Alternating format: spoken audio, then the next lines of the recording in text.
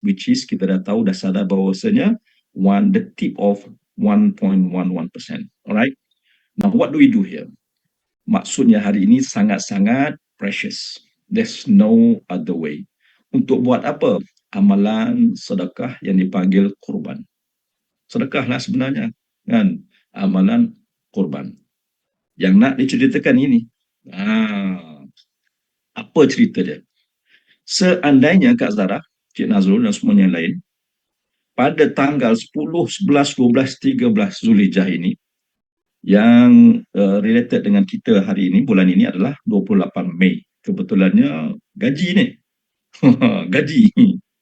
Seandainya, ni kuliah kami ni, kuliah pengajian kami ni, pada 10, 11, 12, 13 Zulhijjah itu, katakan perbelanjaan ketua rumah ataupun isi rumahnya setiap hari dalam 100 Kak Zara, boleh?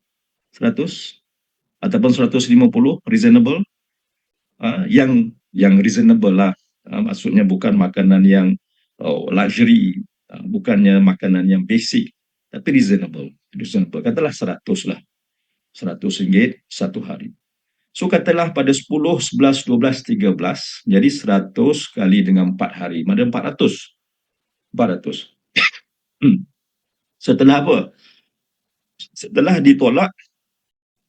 ditolak perbelanjaan yang wajib, sewa rumah, bayar kereta, bayar elektrik, apa semua tu gini, right? Katakan kita ada balance-nya, dan ada peruntukan untuk pada 4 hari ini, right?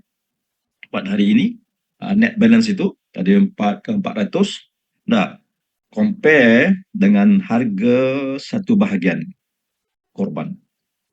Sekarang boleh masuk dan cek dulu tempat masing-masing.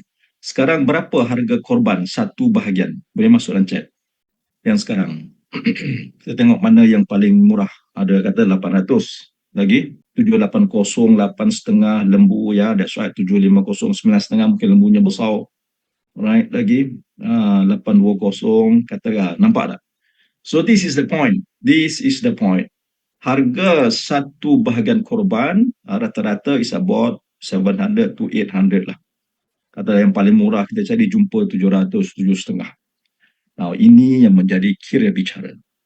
Seandainya pada 10, 11, 12, 13 itu, setelah ditolak segala income kita lah 3,000 sebulan, katalah 3,000 ataupun 5,000, aku tak kira lah berapa.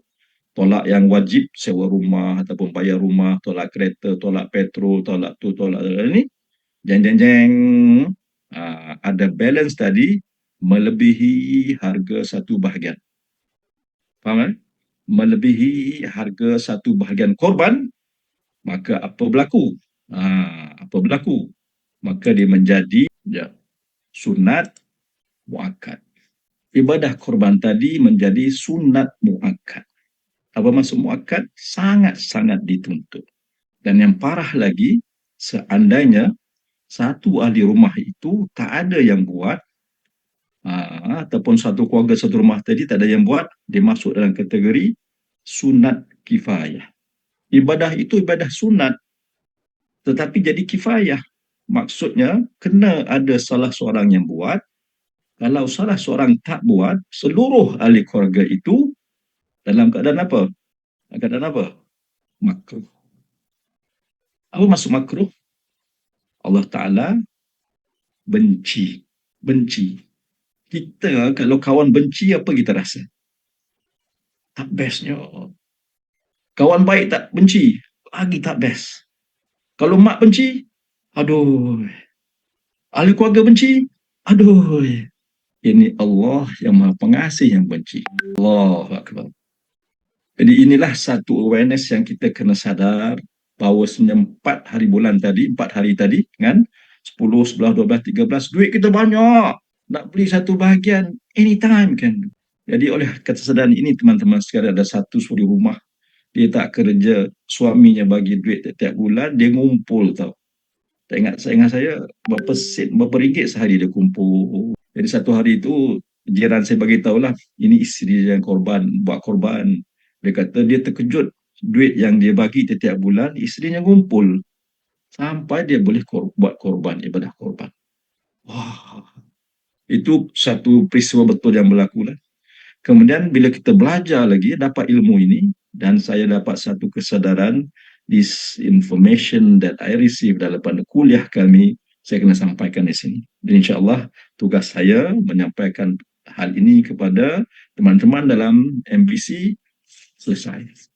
Maka terpulanglah kepada Tuan apa ni, teman-teman sekalian, untuk memahaminya, menyampaikan kepada yang lain juga, tuntutan untuk korban itu perlu diperbetulkan dengan ilmu yang betul. Walaupun nampaknya sunat apa semua, tapi sunat jadi sunat muakkad, sunat kifayah.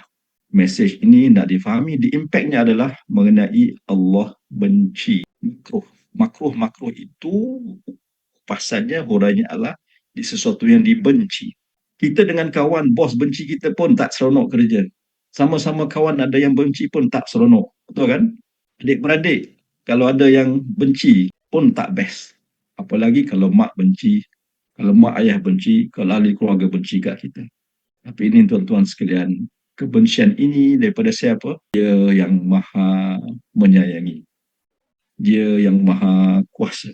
Dia ampunya alam semesta yang benci. Sebab apa? Rezeki dia yang bagi. Aku bagi rezeki kat kau dah bertahun-tahun, banyak. Kau nak buat korban sikit pun tak boleh ya? Kita kalau dengan bahasa seperti itu kan.